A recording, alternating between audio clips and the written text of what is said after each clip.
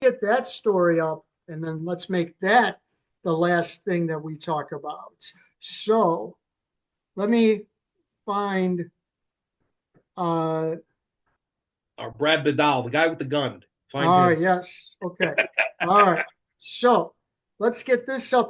You were included in a New Jersey filing. Really excited for you. But it was a red letter day for Richard Lutman. So what? Hold on. Let me read it and then you explain the article. New Jersey legal mafia exposed! Exclamation point. Ex-politician tries to muzzle free speech. Ex-wife fights back. What's going on here? Oh, there's our guy. Look at him. Oh, he looks like he's just right central casting out of New Jersey Thug World. You know, Right. Tony Soprano could be standing right there. Bradley Badal. J. Okay, Bradley Vidal. And so Brad Vidal he's part, and he's in that picture below. He's part of the New Jersey mafia, but there's a legal mafia. That's the sheriff and the county surrogate and the state senator and elected officials. He was a elected official in Morris County in the town of Mendham. He's on the town council in Mendham. And go back up to that article actually, right there. This is where he is. He's in front of Judge Oliveira, but also the letters addressed to one of the judges we know very well, Judge Bogard. Judge Peter Bogard. He's the Monica Ciardi judge. He's the guy who threw Monica Ciardi in jail. And so that's the lawyer that filed these papers, the Jessica Sprague. I think she's visiting a beach whale. I'm not sure. What are the papers? What is this lawyer trying to do?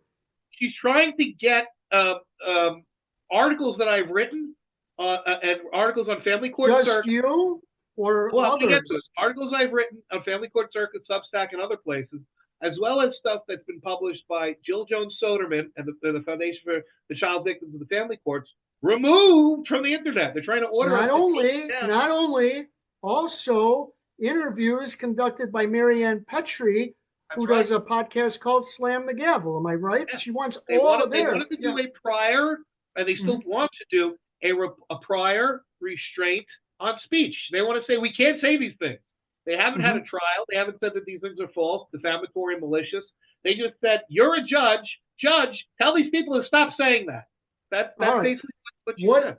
What has happened? There was a court hearing about this. Did the judge order you to remove anything? There was no court hearing about this. That what happened was the court issued an order on Monday that said that to the extent that Jessica Sprague, the attorney, said that it was an emergency application, that the court didn't consider it to be an emergency application under the New Jersey preliminary restraint standard, which is Crow v. DeGioia. And so that's the standard for an emergency preliminary restraint.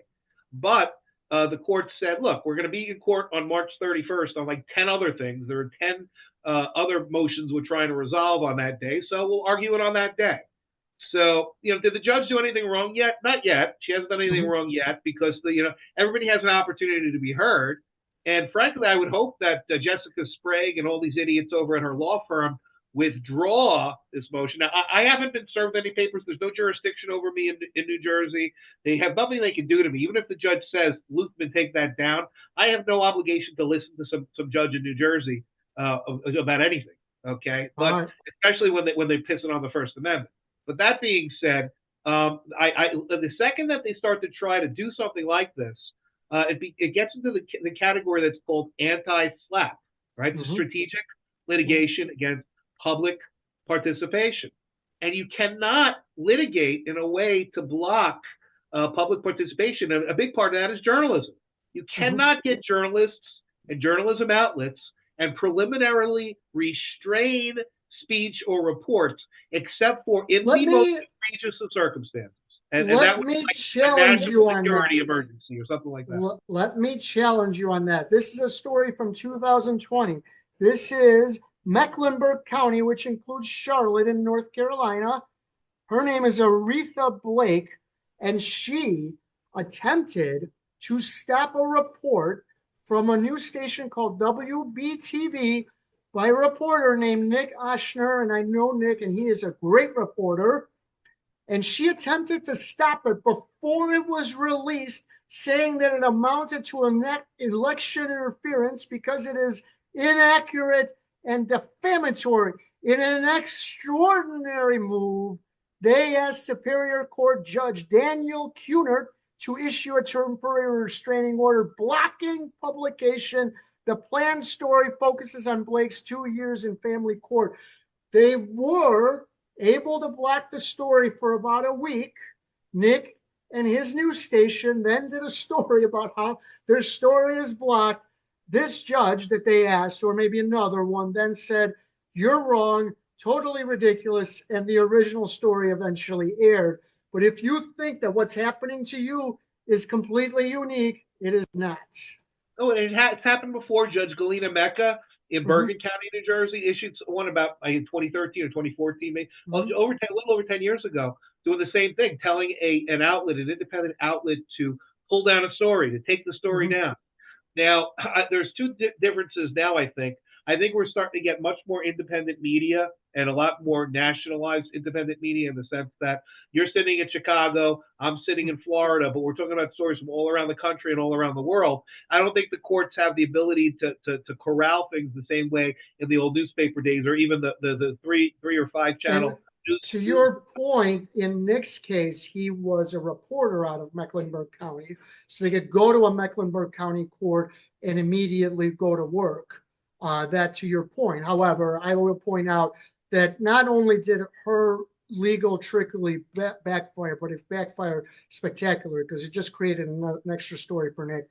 And then he ran the original story just a week late. So she didn't really do anything. But you're right. It's more difficult to stop me from reporting on this, to stop you from reporting on this.